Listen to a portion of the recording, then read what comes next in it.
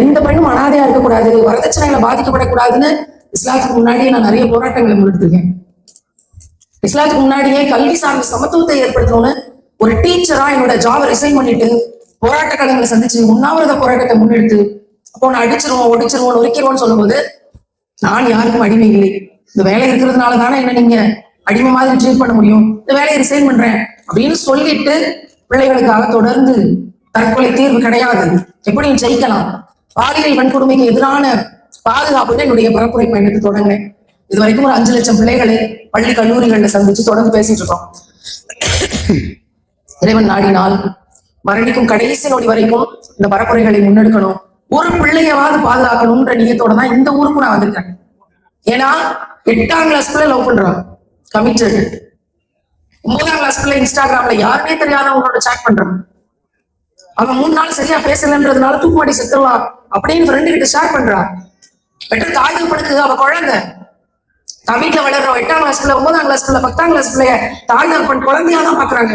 ஆனால் அவங்க கையில இருக்க மொபைல் அப்படிங்கிற ஊடகம் ரொம்ப மோசமான விளைவுகளை எல்லாம் ஏற்படுத்திட்டு இருக்கு. அவங்க என்ன பாக்குறாங்கன்னு கூட பேரண்ட்ஸ்க்கு தெரியாது.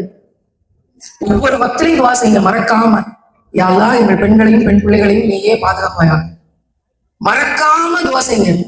சமூகம் மிக மோசமா போய் கொண்டிருக்கு. நம்ம அஃபையர்ல ஒவ்வொரு பிள்ளைகளும் படிப்பை தொலைச்சிட்டு அல்லாஹ் ரசூலை மறந்துட்டு காதல்ங்கிற பேர்ல ஒவ்வொரு ஊர்லயும் நடக்கக்கூடிய இழப்புகள் ரொம்ப மோசமா இருக்கு. இஸ்லாத்துக்கு முன்னாடியே இவற்றையெல்லாம் நாங்கள் பரப்புரை செஞ்சோம். பெண்களா ட்ரெஸ் பண்ணுங்க, லெகின்ஸ் உடலை அப்படியே காட்டும், டைட்டான ட்ரெஸ் கேன்சரை வர வைக்குது. ஏன் லெகின்ஸ் வந்து ஆண்களுக்கு தயாரிக்காம பெண்களுக்கு தயாரிக்கிறாங்க? தயாரிக்கக்கூடிய நிறுவனங்கள் உடை நிறுவனங்கள் பெண்களோட உடலை காட்சிப்படுத்தி பொழைக்க நினைக்குது. எனக்கு அத்தனை பெண்களுக்கு சொல்றேன், உங்களுக்கோ உங்க பிள்ளைகளுக்கோ லெகின்ஸ் வாங்காதீங்க. இது ஒரு ஆசிரியராக இருந்து இதையும் சொல்லிக் கொடுக்க வேண்டிய நிலைமையில நாடு இருக்குது. ஆனா கடைகளுக்கு எங்க போனாலும் கம்ஃபர்ட்டா தான் இருக்கும் அப்படின்னு நம்ம அந்த ட்ரெஸ் தான் வாங்குறோம். எந்த ஒரு டைட்டான ட்ரெஸ்ஸும் கேன்சரை வர வைக்கும். நீங்க நிறைய சர்ச் பண்ணி படிச்சு பாருங்க கூகுள், இல்ல உங்களுக்கு தெரிஞ்ச மருத்துவர்கள்ட்ட கேளுங்க.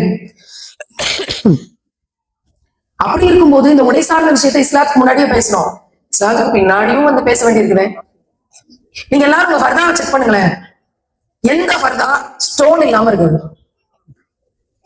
எந்த ஃபர்தா ஒர்க் இல்லாம இருக்குது, எந்த ஹிஜாப் ஸ்டோன் இல்லாம இருக்குது, ஒர்க் இல்லாம இருக்குது, டிசைனர் இல்லாம இருக்குது.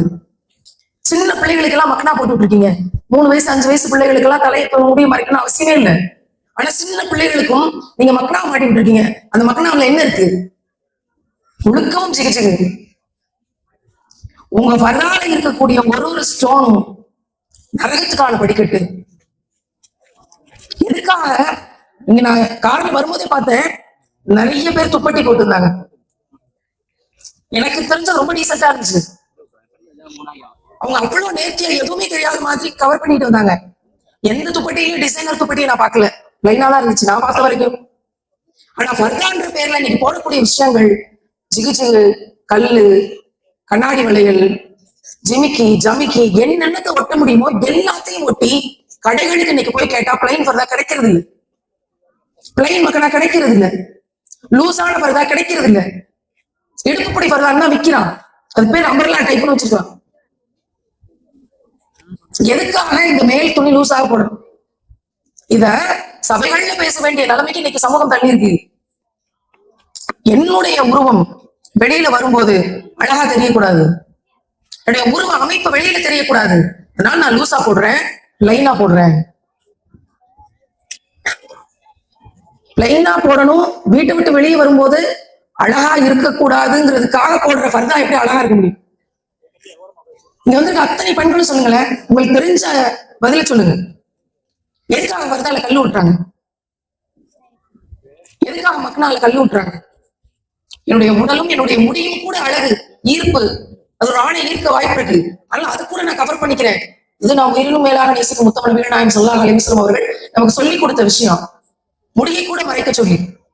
அப்படிப்பட்ட விஷயம் இருக்கும்போது பாத்திமா நாயகம் தெருவில் எப்படி நடந்து போனாங்க? அவங்க 28 29 வயசுல வஃபாத் ஆயிட்டாங்க. எப்படி நடந்து போனாங்க?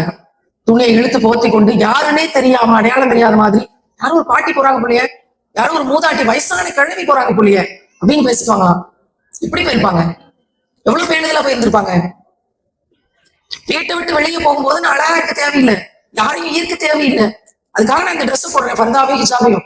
அதுல எதுக்கு ஸ்டோன் ஓட்டுறாங்கன்ற பதில் உங்கள்ட்ட இருந்து நான் எதிர்பார்க்கிறேன். அதுல எதுக்கு பாசியை ஒட்டியிருக்காங்கன்ற பதில் உங்கள்ட்ட இருந்து எதிர்பார்க்கிறேன். அதுல கைக்கு மட்டும் பட்டி வச்சு ஒரு ஜிகு ஜிகுன்னு ஏதாவது ஒட்டுறது, கைக்கு மட்டும் ஒர்க்கு, அது எதுக்காகன்ற பதில் உங்கள்ட்ட இருந்து எதிர்பார்க்கிறேன்.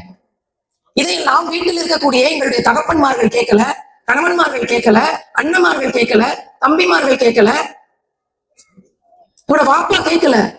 ஏன் கேட்கல? ஏன் அவங்கள தடுக்கல? அவங்க பள்ளிவாசலுக்கு போறாங்க, மார்க்கத்தோட நெருங்கின இணைப்புல இருக்காங்க, ஜும்மா பயான்கள் கேட்கிறாங்க, எவ்வளவு பேணுதலாக இருக்கணுங்கிற எல்லாத்தையும் படிச்சிருக்காங்க எல்லாருமே.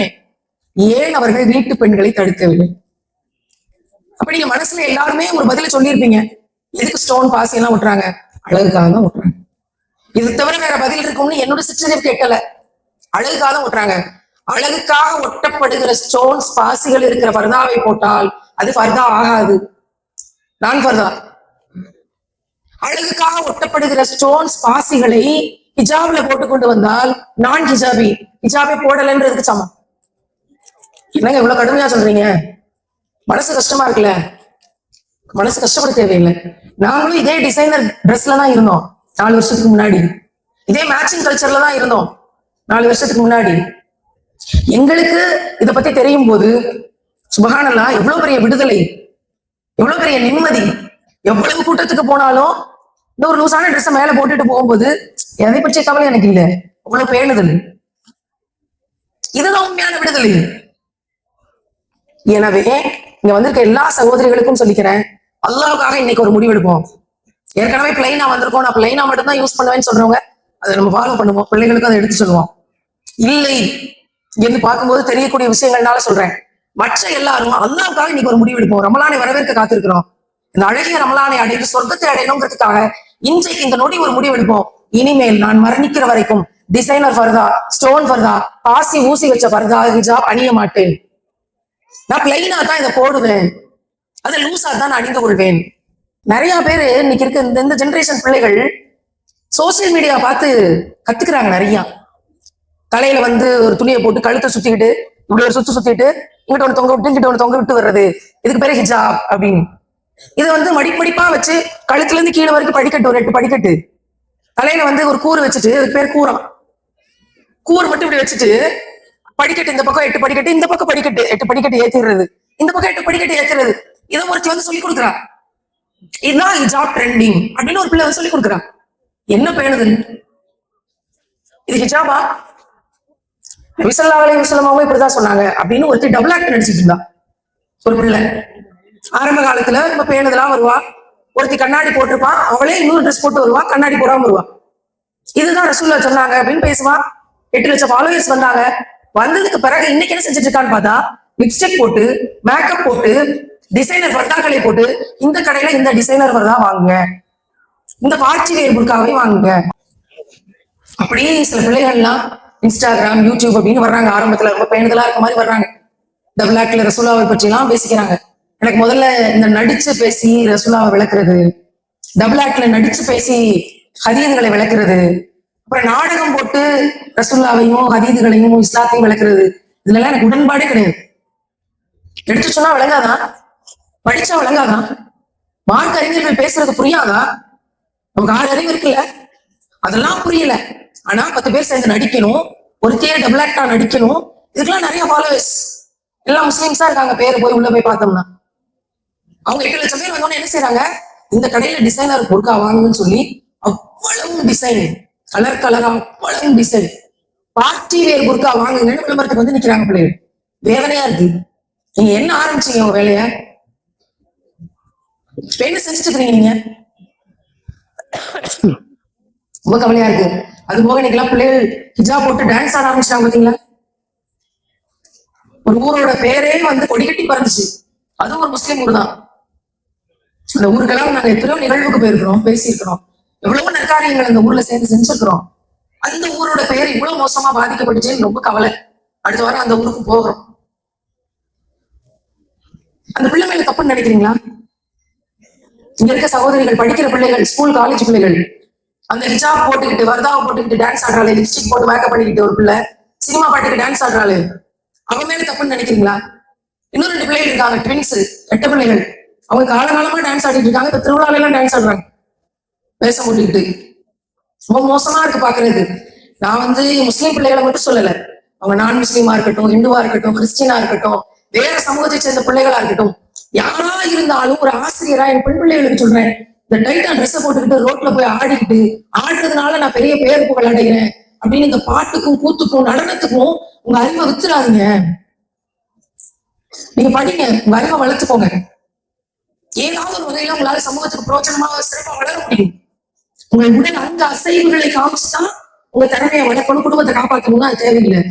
இஸ்லாத்துக்கு முன்னாடி அதை நான் பிரச்சாரம் பண்ணது. இஸ்லாத்துக்கு வந்த பிறகு இந்த விஷயங்களை எல்லாம் பார்க்கும்போது யார் மேல தப்பு? இப்போ ஒரு சீசன் ஸ்கூல்ல எல்லாம் ஆனுவல் டே, உங்க பிள்ளைகளை எல்லாம் சிறப்பா ஆனுவல் டே ஃபங்க்ஷன்ல எல்லாம் பார்க்கலாம். எல்லா ஊர்லயும் நான் கேட்டுட்டு தான் இருக்கேன். ஆனுவல் டேல என்ன நடக்குது? முஸ்லீம் ஸ்கூல் பழைய ஃபங்க்ஷனை பாக்குறேன். பிள்ளைகளை நல்லா மேக்கப் போட்டு விட்டு இஸ்லாமிக் சாங் போட்டு டான்ஸ் ஆட விடும். எப்படி செய்யறது? இப்ளீஸ்தனம். அதுல ஹலாலான இப்ளீஸ்தனம். இஸ்லாமிக் சாங் போட்டு டான்ஸ் ஆட விடுறோம். சின்ன பிள்ளைங்க தானே, 2nd 3rd தானே படிக்கிறாளுங்க. ஆடுனா என்ன? மேக்கப் போட்டு, லிப்ஸ்டிக் போட்டு, ரோஸ் பவுடர் போட்டு, கண்ணுல எல்லாம் ஜிகனா, பேர்லாம் கூட தெரியல. அவ்வளவு மேக்கப் கிட்டையும் அம்மா மாதிரி ஸ்கூல்ல ஒரு பியூட்டிஷியனை வாடகைக்கு வாங்கி போட்டு ஆட விடுறாங்க. இல்ல குடும்ப பாய்ஸ் சேர்ந்து ஆடுறாங்க சின்ன பசங்க. ஆனுவல் டே ஃபங்க்ஷன் அப்படியே இந்த ட்வின்ஸ் ஒரு ஆனுவல் டேல ஆடினாங்க. அந்த பிள்ளைகள் எல்லாரும் கை தட்டிருக்காங்க. அது பார்த்துட்டு அந்த தாய் முடிவு பண்ணா, பிள்ளைகளுக்கு பெரிய திறமை இருக்கு டான்ஸ்ல, நம்ம பிள்ளைகளை டான்ஸ்லயே வளர்க்கலாம்னு வளர்க்கின லட்சணம். இன்னைக்கு ஈத் முபாரக்னு ஒரு பக்கம் சொல்லிக்கிட்டு, இன்னொரு பக்கம் போய் தெருவா டான்ஸ் ஆடிக்கிட்டு 15,000 20,000 சம்பளத்தை வாங்கிக்கிட்டு சொர்க்கத்தை விட்டு கொடுக்கலாமா? யார் வேணா எப்படி வேணா வாழ்ந்துட்டு போட்டோம். என்னுடைய சகோதரி, என் பிள்ளை, இப்படி அல்லாஹ் ரசூலை விட்டு கொடுத்துட்டு போறீங்களே, நாளைக்கு என்ன செய்வீங்க? இதை கேட்கும் போது என்ன சொல்றாங்க? உங்களுக்கு என்ன? நானாச்சு அல்லாஹ் வச்சு நான் பாத்துக்குவேன், நான் பேசுவேன். நீங்களா எங்களை படிக்க வைப்பீங்க? நீங்களா எங்க வீட்டுக்கு சோறு போடுவீங்க? நீங்களா எங்களுக்கு எதையும் செய்வீங்க? நாங்க சம்பாதிக்கணும், எங்களுக்கு காசு வேணும், நீங்க உங்க வேலையை பார்த்துட்டு போங்க. எனக்கா எங்களுக்காச்சும் அல்லாவுக்காச்சு.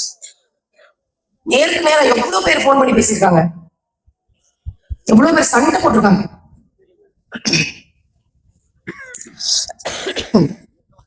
நன்மையை விதைக்கவும் தீமையை தடுக்கவும் ஒவ்வொரு இறை நம்பிக்கையாளருக்கும் கடமை. உங்களுக்கும் எனக்கும் கடமை. அதனால சொல்றோம், கேட்கறதும் கேட்காதவும் அவங்களோட நசீபு. ஆனா இதெல்லாம் ஃபாலோ பண்ணி இதெல்லாம் பார்த்துட்டு நம்மளும் இதே மாதிரி ஆர்டர் பண்ணி வாங்குவோம்னு நினைக்கிற ஒரு சமூகம் வளர்ந்துட்டு இருக்குதே. நம்ம ஊரை எப்படி காப்பாத்துறது? நம்ம பெண்களை எப்படி காப்பாத்துறது? நம்ம பெண் பிள்ளைகளை இதுல இருந்து எப்படி காப்பாத்துறது? தெளிவாக உரைக்க சொல்றேன் இந்த வழி நிறைந்த தொண்டையோட. ஒரு ஸ்டோனும் ஒவ்வொரு பாசியும் டிசைனர் வருதாங்கிற கல்ச்சரும் சாபம், அத்தனையும் சாபம். அதுல நம்ம ஆளாகாம அல்லாஹ் நம்மளை பாதுகாக்கணும். இனிமேல இருந்து அல்லாஹ் பாதுகாக்கட்டும். எல்லாரையும் எடுத்து சொல்லுவோம்.